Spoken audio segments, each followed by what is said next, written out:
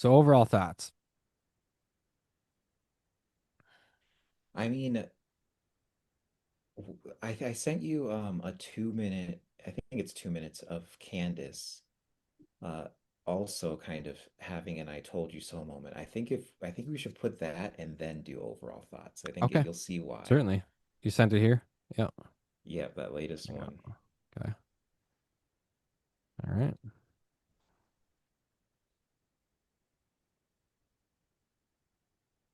Okay. With the stringing along of the release of the Epstein files, I'm a bit disappointed and I find it slightly alarming of the promises being made and the promises not being kept.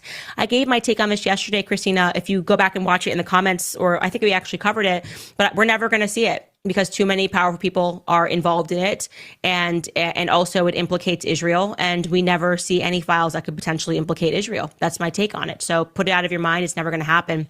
Helder writes, deep down, we always knew that we were being lied to. Now we have access to everything, giving them no room for lies. You do an amazing job at making them look like clowns. Facts. Congratulations on 4 million. Yeah, and this is why they hate me. This is why someone as creepy and weird as EJ writes these sorts of articles, because now we have a way to get around the mainstream media, and I'm giving you the documents. You can go fact check this yourself. I don't consider myself to be an authority on this stuff. I consider you guys to be my colleagues, and we're all researching and we're learning together.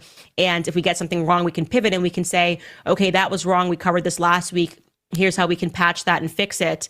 And I just think the era, that's what you want to call it, of people looking up to reporters as if they're honest and truthful and non-biased is just completely over.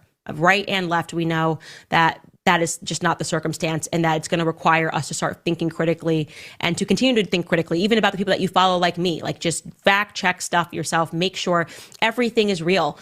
And yeah, I think that's all that we can really offer.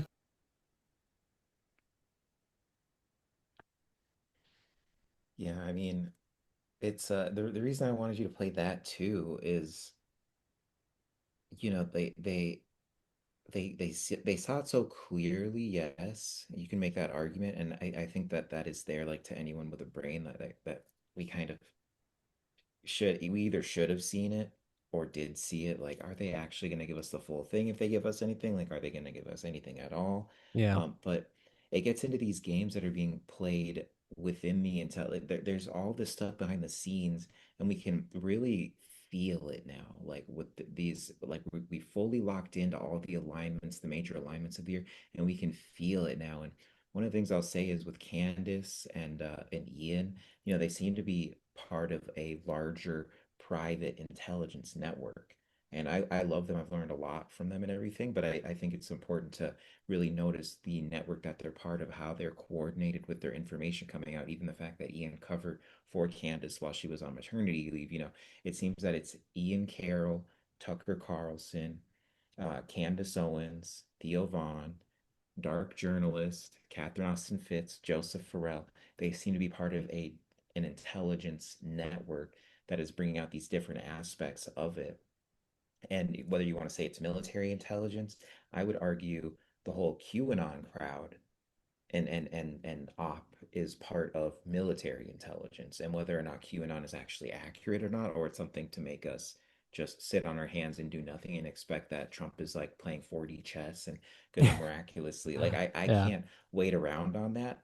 Even though, like, I know all of the Q information, I'm like, well, it still hasn't invalidated any of it. But like, now that I'm living through this, if he is playing 4D chess, like, it's just too difficult to watch for me to sit by and just expect that we'll be saved, because that could just be a total psyop to do it, even though there's a lot of accurate information within Q. And then you've got this power that is in its death throes, that is the same intelligence power, which is the CIA, Israeli Mossad, deep state, continuity of government. They've been running the show ever since the assassination of JFK. And you have all of these different secret groups that have existed since the Civil War and are vying for control of the government of the world and of this breakaway group we see with all of these different technologies. And that's what Ashton Forbes talks about, is like the whole MH30 flight and everything like that. And he's been really getting deep into that.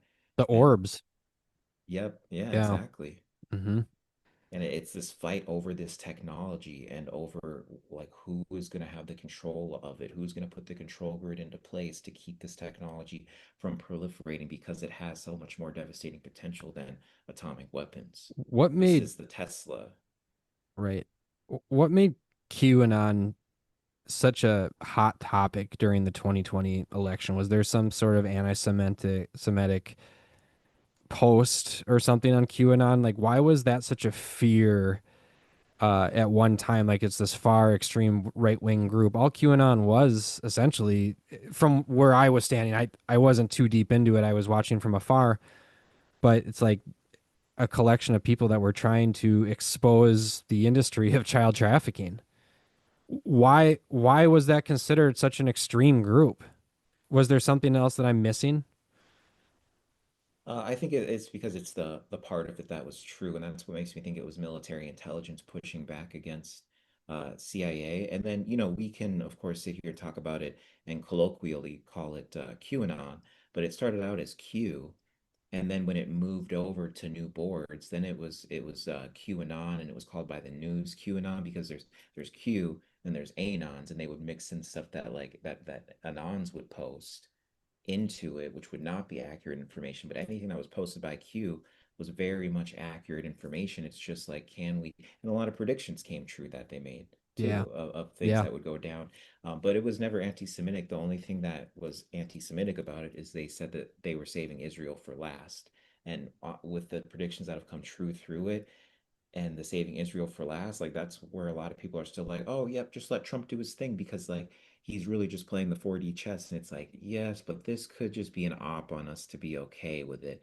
And we Hmm. don't know the extent to which he's controlled. And it's not healthy for us to sit around. At the end of the day, if that's going to happen, and I'm not saying I think it is or even leaning towards that, um, it would be understood why we pushed back so heavily during it because like how do we know that that's going to be the outcome of him all of a sudden making this massive pivot at the end, and like that just doesn't seem likely, especially when you're looking at the donors that he had, Miriam and Sheldon Adelson, and News all out. of this. Sorry. Oh Uh, no, no, yeah, just all of the Israeli money was what I was going to say. News outlets treated Q like it was Antifa. They called it a terroristic group, and it's like there was no physical altercations. It was just a barrage of information that obviously a collection of rich TV networks didn't like. It's almost as if it was stomping all over their show and making their networks look like they weren't actually credible.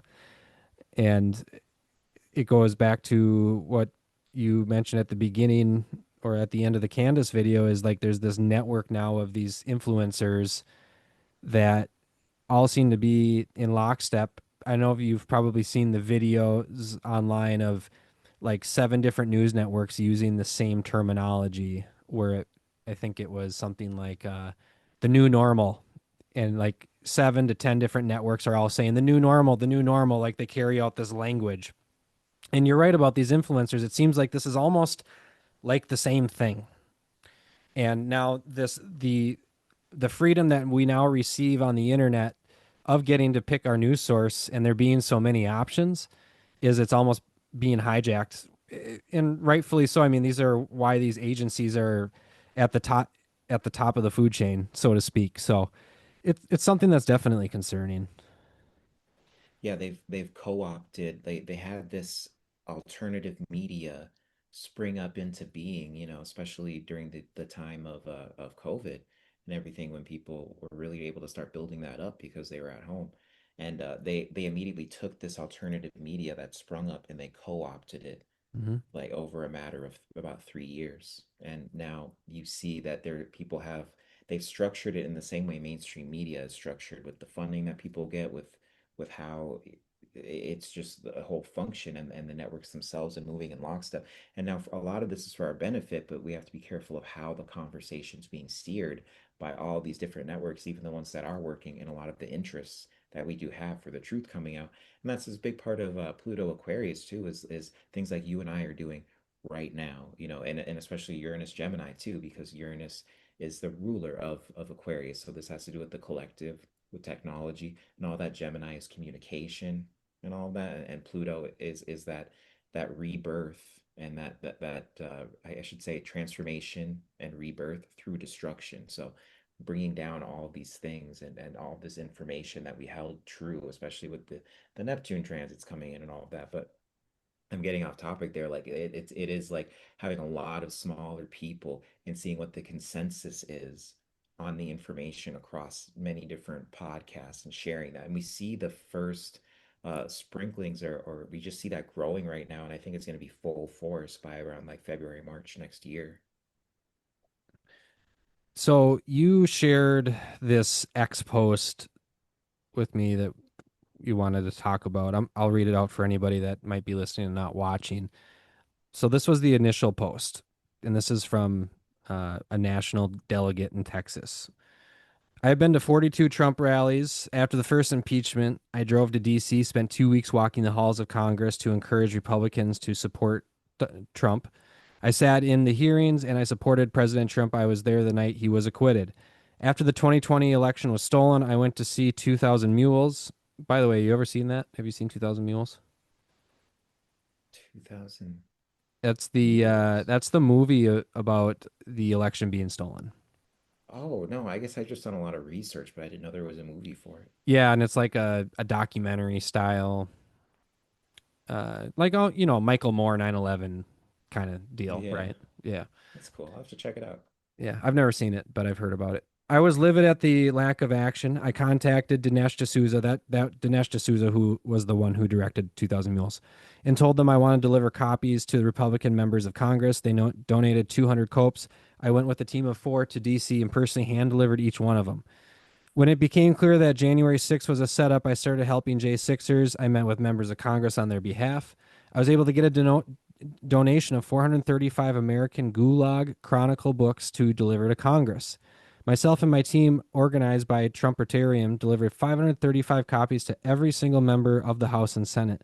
I worked for the last 3.5 years to help free J6ers. I organized Trump events. I became a state delegate and then a national delegate. I recently made a donation to the Smithsonian in honor of the J6ers. Don't get me started with the Smithsonian. I will say all of this to tell you that I am done. President Trump's lack of concern for the Epstein victims and his callous response to the reporter's question ends my relationship with him. I will not support a man who denies justice to the victims, who in this case are children, and mocks the question. So then, what you shared with me, I'm going to back up here, is this post by the Leo King, and I'll read this quick, and then let's get your take on it.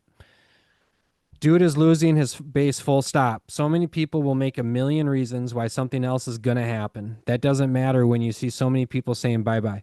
Uranus return for Trump is about listening to the people. His NN sun, what's NN mean? North Node. His North Node, Sun Uranus conjunction in the 10th only works if he is not stuck in his lunar eclipse South Node. Personal life quest. The Epstein stuff is personal and his Achilles heel. Just using astrology, Trump has no prenatal lunar eclipse. He is a lunar eclipse. Go look at the next one in Virgo season at the end of the summer. So what does this mean? Yeah, well, I mean, as far as the prenatal lunar eclipse, so Trump was born on a lunar eclipse, so he didn't end up living through in the womb an eclipse season itself, so that it makes him a very archetypal person within the astrology. And then you're looking towards these eclipses for a lot more of where his energy is going to disposit, essentially. And so looking out at, and this is actually as myself being a Virgo ascendant, I've been looking out at the Virgo eclipse coming here. That's coming towards the end of the year. And it is timed around, and you and I have talked about this in previous episodes with the Obama directed film Leave the World Behind and how where that's happening, in like late September into October, of this whole idea of like a crash or like market crashing and just weird stuff like that. And really like what he's talking about is looking out is for Trump to look out to that area and like what are you even preparing for? Are you going on a more personal level for preparing for this energy that's coming in? Like what and a lot of this you have to really look at Trump's old connections too to kind of break away from the astrology for a second. and his connections to Roy Cohn, which we in the dark journalist community, we always call him the original swamp creature, but that was who he originally connected with, and he knows where all the bodies are buried, essentially, within the whole deep state intelligence apparatus, and he was Trump's mentor. So a lot of people think that that makes Trump best equipped to deal with the deep state, and I think that that's true. But you have to ask yourself, has he been co-opted by the deep state at this point, especially after the assassination attempt? So there is something deep that's going on Trump that's personal, whether it's someone he knows very closely that's connected to these Epstein files. Like we can very clearly see that he's running cover in some type of way, and we get an inkling of it through his chart, what's going on, and then also cross-referencing like we talked about before, Vance's chart too. It's something that he's very clearly aware of, and he's positioning himself to take over for Trump. I don't think we've seen the last of the endangerment to Trump's life, and I think that he's aware of that too. Some people, he even said, because he had that, I don't know if you saw the catheter thing that he was like wearing, like with the UFC belt, and people are saying he's getting old because he had that like tube that was kind of in there, like not he wasn't packing, like it was actually like a thing for controlling your bladder. So I don't know if that's called a catheter or not, I'm forgetting, um Interesting. I didn't see that. but people were talking about that, and then just how he tripped up the plane and stuff like that. And one of the theories I got from one of my astrology teachers, which I found to be really interesting because it's been used in the past before a lot, is perhaps he's been poisoned and needs to keep on doing things by whoever poisoned him to continually get the antidote, because that's been done many times in the past to control people that are in positions of power where they're holding state secrets or making huge decisions on behalf of the state That's a in wild many different theory. countries. Yeah. And I'm sure that's actually happened before. That's just wild. Wow. And now I'm forgetting the question I had for you after you told me that. That blows my mind. I never thought of that as a version of, I guess, blackmail in a way. One nation under blackmail, right? Yeah, all the way. And I get the Chinese apparently came up with that one, Really? so hats off to them. Yeah. Okay. I'll give it to him. Let's move on to this next tweet here by Robert Phoenix. So my comment before we continue, just one last comment. We'll move on to this. It is odd timing for this Epstein thing to happen right after the big beautiful bill gets passed. I'm assuming there were some votes that were okay, I'll vote for it, but Epstein thing's got to go. Yeah, and I guess I didn't even think about it from that angle. I did think about the timing of the bill with that, and it was, I guess the thing I had initially thought about it was like, oh, now that they have the clearance for the control grid to go up, they can stop dangling it in front of our faces like we're about to get it. But I like the way that you're looking at that too. That would make sense. Yeah, I mean, Epstein was if Epstein was blackmailing politicians, it's only right that senators and these multimillionaire Congress people, they have money for some reason, right? So it's something that's the other theory I have is either A, it's like if you expose Israel, then w- what happens when there's a conflict in the Middle East? The American people aren't going to back up Israel. It's like all faith has gone in Israel. Or, and it could be both, or the big beautiful bill passes less than a week later, he committed suicide. There's no list. So, two different theories that I think make some sense. Yeah, well, and it's just all so interconnected. There's so many directions you could go with that, Yeah. but I love what you're saying. Yeah. So we had the floods in Texas, and it was a horrible tragedy. I just can't even imagine as a parent what a lot of those people are probably going through. And all the workers in Texas, by the way, that are having to kind of search that area. I mean, what you find going through that water, it's got to be really stressful, depressing work. So my heart goes out to that whole situation. This tweet here looks like, and maybe you could explain it better than I can. When both solar eclipses happen, Kerrville was the epicenter. So it looks like in this picture here, you have the path of the annular solar eclipse in October 14, 2023, and then you had the path of the total solar eclipse April 8th of 2024. With those paths crossing right over Kerrville, do you think that has something to do with the way that, because the moon essentially does affect the tides in the ocean, right? So there is some sort of energy that the moon brings to water. How does a solar eclipse, crossing over affect an area like Kerrville? What kind of theory is that? Yeah, and there were a lot of as these eclipses happened, I was still following the astrology, especially in 2024, but still loosely in 2023, and there were a lot of different speculations on what it meant for Texas. Some people were leaning towards like, does this mean Texas is gonna like flip in a way that we don't know during the election, or are they gonna secede? There are people on that line of thinking. Of course, we saw like those things didn't necessarily happen. But one can always argue with Texas, it might flip the way that you don't expect, though, because it's been kind of wild, like in terms of voting. But no, and the moon itself is ruled by Cancer, and we have all these Cancer placements right now, all these Pisces placements, all the water signs, and then intense Scorpio placements, both in the chart of Kerrville itself when you run these across, and the chart of the moment as it happened to the moon, I believe, was also in Scorpio. So it was mega, mega water. A lot of these things, except for Scorpio, which is the underworld, everything else, all the water was at the top of the chart. So it was like water coming down onto everything.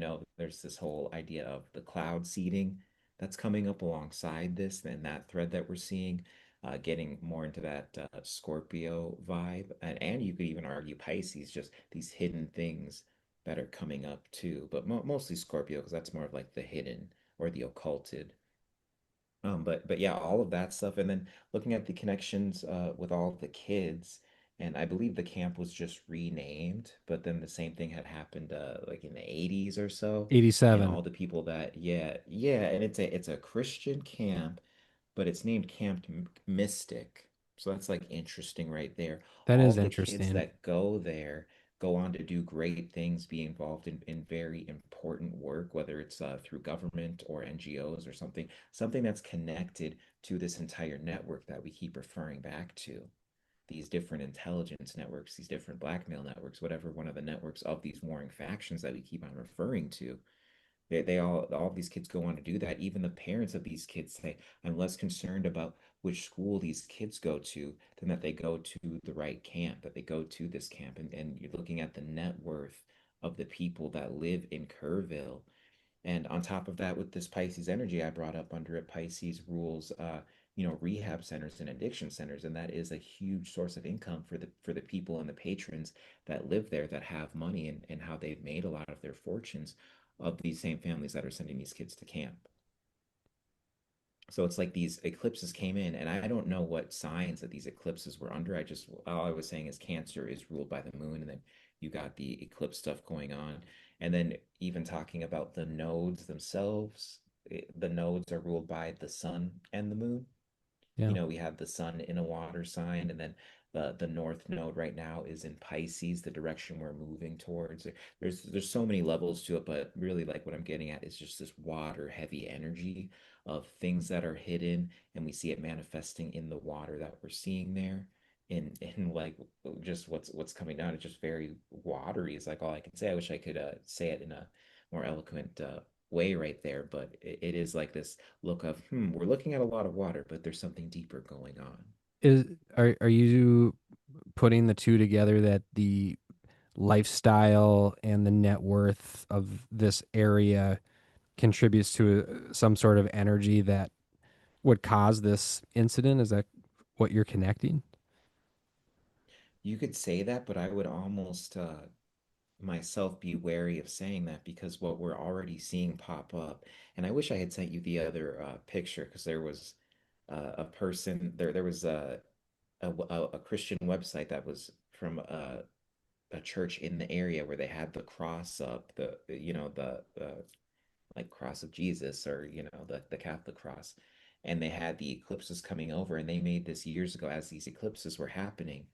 But then, you have that symbology of it right there with Christianity and all that. And now many devout Christians coming forward saying that this is God's judgment, all the stuff that's starting to happen on the East Coast with the flooding and all that. There's this idea of, Noah coming up. Like there's, Noah as in Noah's flood or Noah's ark and stuff, but then looking at weather manipulation through Noah, NOAA, there's like that interesting Yeah. parallel right there. And then you can tie that in to the Gemini energy of two things happening at once, just like with the Carmelo Anthony stuff and the twin and him dying in his twin's arms during that. Like there's always that Gemini thread, because that was during Gemini season. There's always that like thread that you can look at. Or it wasn't during Gemini season, but there were Gemini placements that were heavy, excuse me. The thing about But these yeah. the thing about these tragedies too is we pay so much attention to them for like 2 or 3 weeks, and then we walk away from it because the news cycle is just so insane. And then when we like look back at it like 2 years from now, like the lead in the water in Flint, Michigan still isn't out of the fucking water, right? And they also like the Maui house fires, all those people lost all those homes, and Maui still isn't repaired. And there was those rumors about it becoming that smart city. And then all those fires in Los Angeles, that was such a big deal. All those homes that were burned down, and now it's like we don't talk about it. We don't even know what LA looks like right now. Like what's happening with all the homeowners. And I feel like this is also going to be a very similar situation with Kerrville and Hunt, Texas. And there, everything happens for a reason, whether it's a reason that was chosen from a power up above or somebody that has, some sort of influence. But I think like the bigger question that I have, if this is a really well off area and this is an area that um, like has a lot of power, why would you rebuild the camp on the riverbed after the 87 incident? It happened before. Why wouldn't it happen again?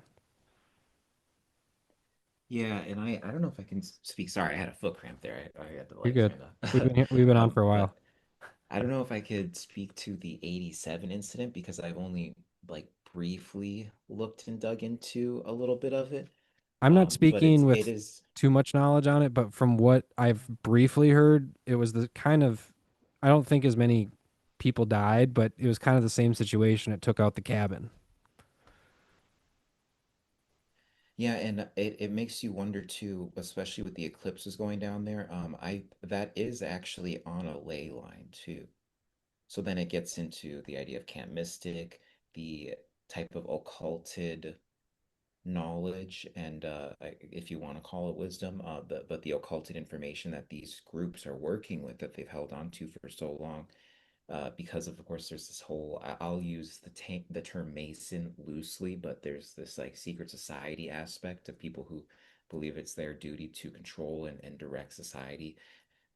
Ooh, excuse me, and it goes right back into these intelligence networks, Yeah, right. and just all of these things that are so desperately trying to be hidden, but we just see them leaking out in these world events that really make no sense until you have this understanding, and they still don't even make sense, but you at least understand that there's something else going on behind the scenes, and there's this power grab and this fight over control of humanity.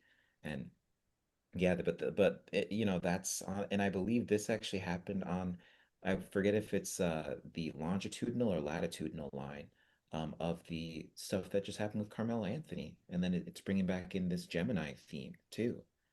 And if you still have that picture, like we both sent it to each other. Of course, you sent it to me first. I just sent you one with some interesting commentary. But that atmospheric picture, I think that's like a perfect thing to show because it happened a day or two before, you know? What picture was that?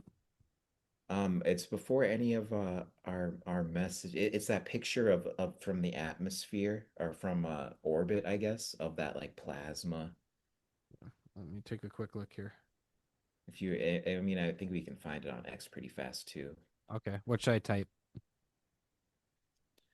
I think it would be like atmosphere sprite, or Oh, it should yes, come up the under that. Sprite. Yes. Now I remember what you're talking about. Yes. Yeah, and I mean, it was literally right as we were about to move into Uranus Gemini, and the storms, like Uranus can like rules those types of, I won't say it rules storms because that's more Jupiter that rules storms, but it is this idea of, well, first of all, you have Jupiter in Cancer, so there's some more water sign stuff there, of course. But then Uranus is that it's that intermediary between when you get to the ethereal planets, the ethereal outer planets, Neptune, Pluto, which is the underworld and the spiritual realm, and then the material planet, which is Saturn, which rules materialism and time and all that. Uranus is right in between that. It is that ethereal. And so interesting they call it a sprite, which is an ethereal, you know? Well, it looks like here this post by this NASA employee. I've received a lot of questions and comments about this picture. It's a testament of the unique view we have from the space station and what we can learn about the Earth from space. Also, turns out that this is a gigantic jet, another type of TLE. So cool to learn as we go up here. They think that's a jet. Yeah, well, I could see that because really it's seeming like it's some type of, you know, plasma. Like, oh, you're saying like they think it's a like a jet, like a Yeah, plane? that's Sprite. They think it's at least that's the way I'm interpreting this post. Turns Because out I this is would a gigantic jet, another type of TLE. So cool to learn it as we go up here. Unless jet's a term for a type of Sprite. Because I assumed that they were talking about I don't know what the abbreviation for TLE is, but I thought they would maybe be talking about a type of plasma jet that's like being a discharge from Okay, the Van Allen belt electromagnetic radiation and all that. sure. Because this guy he has a channel I've followed since like 2012. This guy's great. Suspicious Observers. He also goes by Space Weather News now too, as he's growing over all these years. But that's kind of what he was digging into as well when he saw it. And he was saying 10 years ago, even farther or longer ago, that as we're moving into the geophysical event or the pole shift, what people will call it many different things, but we're seeing huge swings in the polarity of the electromagnetism in our field itself, the electromagnetic connections that we have with the sun, both the Schumann resonance and the solar flares that are coming Yeah. towards us, and the emissions and all that. We'll see these plasma events like really, really going up in intensity and in frequency. And I missed the other post. She does explain the TLE. Sprites are TLEs or transient luminous events that happen above the clouds and are triggered by the intense electrical activity in the thunderstorms below, as you were just speaking about. We have a great view above the clouds, so scientists can use these types of pictures to better understand the formation, characteristics, and relationship of TLEs to thunderstorms. So, the other thing I'm noticing when I'm looking at this picture is what would appear to be the atmosphere, or if you're in a different community, you would call it the firmament, right? Is it possible for an astrologer like yourself to even have a sliver of belief in the flat earth?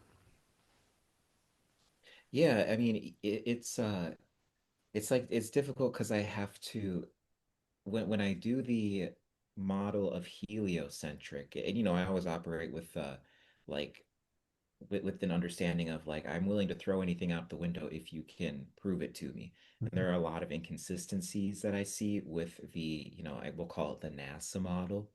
But then, of course, I can't really get behind everything in the flat Earth model. I think that there's some type of spiritual understanding related to space that we aren't fully aware of that reconciles both of these models together. That's kind of where I'm standing right now. But even if I stood on one extreme or the other, it still works with the astrology because the astrology is more about observing the connection we have with the planets in terms of both I guess you could call it like the Tesla vibrations that they give off Yeah. in connection with Jungian psychology and archetypes and how each of those planets fall into the archetypal forces that manifest through our subconscious and come through.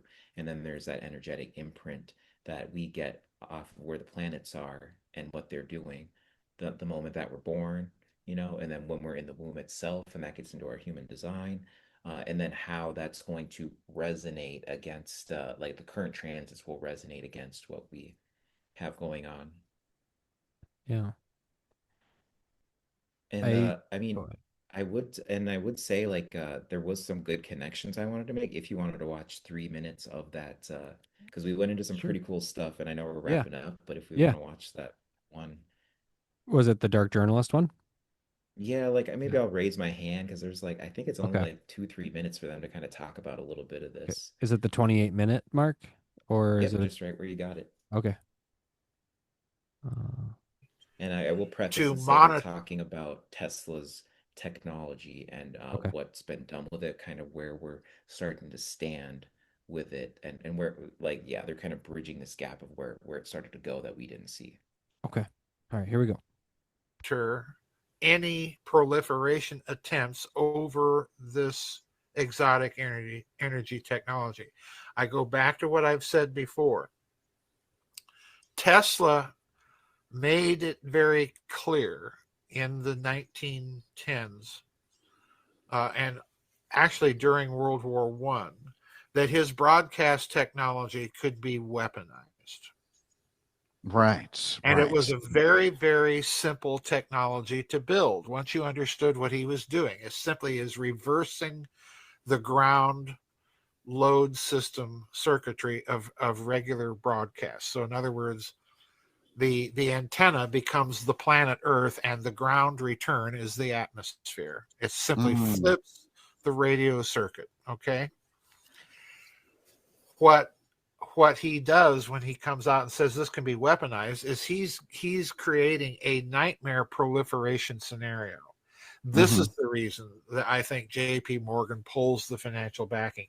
It had nothing to do with not being able to meter the system because Morgan stood to earn gazillions of dollars on the royalty and licensing fees alone to the technology. What they were concerned about was proliferation of the weaponization potential. Now, with the surveillance grid and artificial intelligence, they don't have that concern anymore.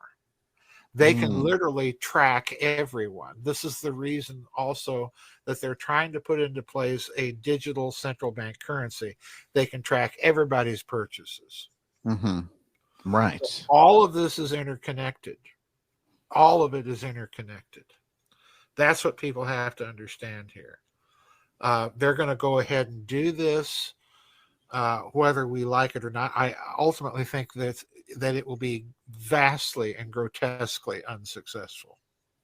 Huh. The centralization with that kind of tech. Yeah, just kind of that tidbit right there. And one of the things that's also in there is talking about a lot of the patents that John G. Trump had, who of course eluded the Tesla files Yep. and was able to create a lot more because he was brilliant. He was able to create a lot of additions to the Tesla technology, like vacuum coils to wire plasma through in a way to have a bit more control over this technology to help with proliferation things. But it is this exotic technology that we see being used with the UFOs and all of that. And the reason I bring this up is it gets into like a lot of the stuff we've been talking about, these intelligence networks, the way that they blackmail things. And there's this technology that is being wanted to come out. You have that passing of the big beautiful bill. And I wrote down, earlier the stuff with Whitney Webb that Ian Carroll brought up with the panopticon Yep.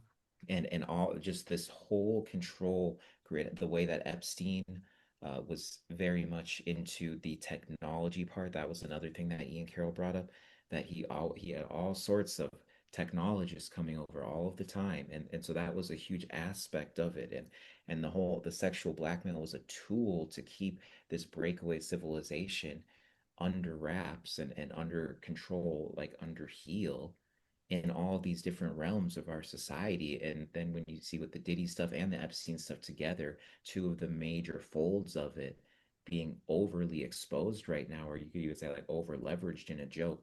But then, of course, we have the big, beautiful bill passing, and there is this golden dome, which is bringing out there's already some of the control grid, the foundations are there from the Strategic Defense Initiative from Star Wars, which Reagan put in, and they knew they would ultimately be using it at some point. Reagan himself wanted to bring it out, and they kept kind of running cover for all the wild stuff he would say, like what would happen if we had war with aliens? Like would we all stand together and stuff? They were always running cover for Reagan Yeah. on these things because he really wanted to be that guy. And then look at that, they tried to kill Reagan as well. So this is kind of what we're looking at, and I think this has to do a lot with Iran. I don't think they're freaking out about the the nuclear stuff because they have better stuff. I think that Iran very possibly could have found a way because they have brilliant scientists to get this type of exotic technology, and they need it under their control because they're about to bring in the control grid so they can bring that technology in. I think we're going to see with Uranus Gemini this leap in technological innovation that's going to be brought about by the new energy that we can bring in because everyone's wondering how we're going to get energy for the AI. But with this technology, with that Tesla energy type of technology, with a control grid to keep people from making weapons grade things that are much more powerful than the atomic bomb, that actually is something that they think that they can achieve. And I think it's all connected and wrapped around this. So that was kind of the whole thing I wanted to loop it into because there's so many facets of it. Yeah. And you bring up an interesting point when you talk about the energy because Trump has mentioned having enough energy for AI, all the while cutting all the mandates for wind energy and solar. And I think something that's going to be coming into play soon here when we talk about next level technology is cold fusion, which is a form of nuclear energy that is a lot safer than your typical nuclear. Instead of radiation getting hot, it stays cold. So there's no risk of any kind of explosion. And this is an idea that hasn't really gotten off the ground, but there's a ton of funding behind it. Yeah, and I like to read between the lines too with a lot of stuff like that through both fiction that comes out and whistleblowers too. So the first time I had heard about this thing, I didn't even know of it as cold fusion at the time because I think they give us a lot of stuff through fiction. So I'll get to the fiction, but a whistleblower who came out was talking about these scientists, and you can take this stuff with a grain of salt or whatever, but I find it very interesting. The theme is the same. These scientists that were working on something that sounds like cold fusion essentially, but it gave off like a cold type energy, or like it wasn't like super hot. And these scientists would be around it and it kept them young, that kept Interesting. them vital, and they like kept them active, and then like people would go around it that were part of the secret space program, and after they would be next to it, it would pull impurities out of their body, and they would just feel revitalized. They'd want to run. They said that they would bring in politicians and very influential and powerful people, and it would cure them of diseases like STDs that they would get, and stuff like that, and it could be part of the reason you see some of these people living for so long. Yeah. But coupling that with something that's really funny, like the new Fallout show that came out, and them talking about the cold fusion. And at the end of the show, there's a cold fusion technology Oh, that is really? supposed to be what's used in all of the GEC uh, tool, like the GEC toolkit, like GECK, Garden of Eden Creation toolkit. Uh, like those are what are used in a lot of these different vaults, and it spontaneously creates water sources and creates life around it too.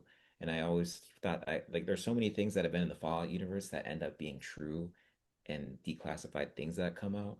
So Yeah. I've always like to look to that and kind of see little things, especially when it comes to fusion things Yes. like that, like real possibilities that we have. And I think that's such an interesting thing with cold fusion, and we can literally heal our planet with that. I think that's something we've had, and it's gonna come out. It will. And we're, normal civilization's always like 30 or 40 years behind what the government has access to.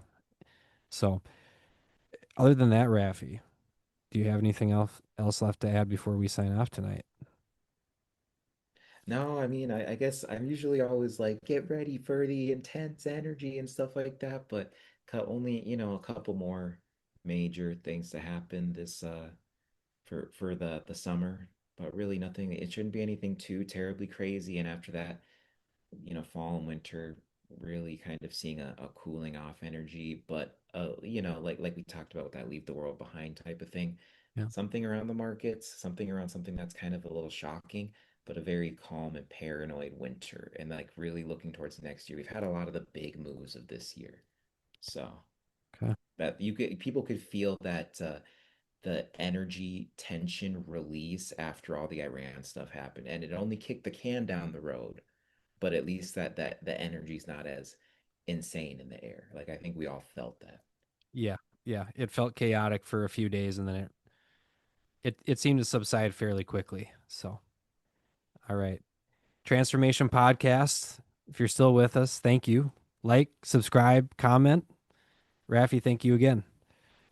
Thank you.